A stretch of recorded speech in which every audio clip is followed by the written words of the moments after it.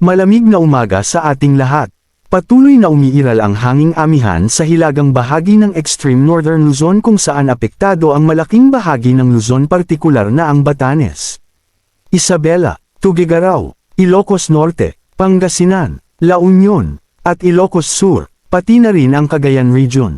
Northern Luzon Rainfall Advisory, Weather System, Northeast Monsoon, Amihan.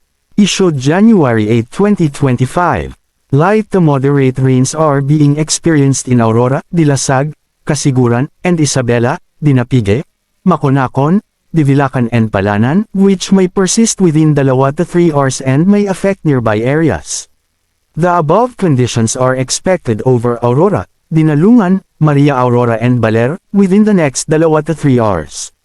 Malaking bahagi din ng bansa ang apektado ng Shirlene kung saan makakaranas ng malalakas hanggang sa katamtamang pag-ulan. Visayas Rainfall Advisory, Weather System, Shearline. Issued Wednesday, January 8, 2025.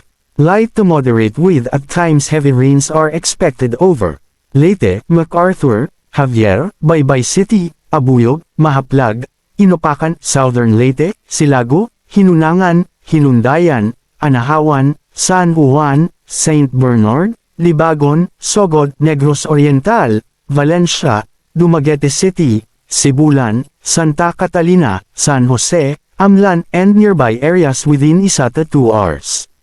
The above conditions are being experienced in #Biliran, Kabukgayan, Bilayotaran, Kaibiran, Nival, Culaba, Almeria, Kawayan, Maripipi, #Leyte, Alang-alang, Albuera, Babatmon, Barugu, Burawen, Kalubian, Capoocan, Carigara, Dagami, Dulag, Isabel, Haro, Hulita, Cananga, La Paz, Leyte, Matagob, Mayorga, Merida, Ormoc City, Palo, Palompon, Pastrana, San Isidro, San Miguel, Santa Fe, Tabango, Tabon-Tabon, Tacloban City, Tanawan, Tolosa, Tunga, Villaba, #Siquijor, San Juan, Siquijor, Larena, Enrique Villanueva, Maria, Lazi, #Negros Oriental, Shaton, Zamboanguita, Dawin, Bacong, #Negros Occidental, Sagay City,